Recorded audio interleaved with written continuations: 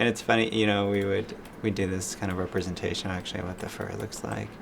You can see like minor adjustments would affect the feeling of the fur in there, yeah, how this flows. And one of the things kind of an issue is like you're constantly dealing with like like here the fur comes to a point, but here you're like you got to have a part somewhere. So it's like, where do you put that point? It's a little swirl. Where do you put the cowlicks? Like it's actually some thought goes into that stuff. This represents the first act basically of our film. And it's also a really good visual representation of how we approach the color. So this represents the penguin's world. You can see it's very muted and crushed. We have little hits of color. Then we go into the chase in Venice. This is sort of as they're leaving Venice with North Wind. We start to introduce some of the cyan hits.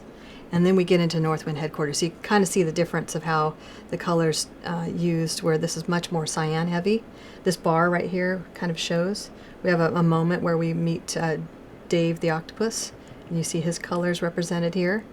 This is Shanghai, and you can see where we really hit the colors, like the full spectrum of colors, and that's what we were kind of working towards to this point.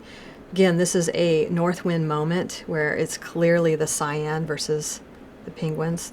North Wind has the upper hand here, so we wanted to push more of the cyans. This is the sequence I talked about, 1550 and 1575, where it starts off in the penguin world. It's really, they kind of have the upper hand here.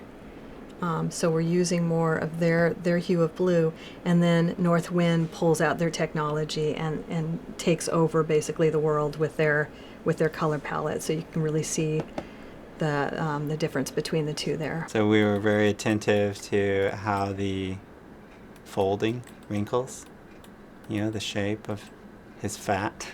He doesn't have a lot. His nose, it's this cute little heart. You know, some thought went into that. He has this little muzzle. It's funny, he has such a tiny little mouth, and at the same time, at times in the film expands to be such a wide shape.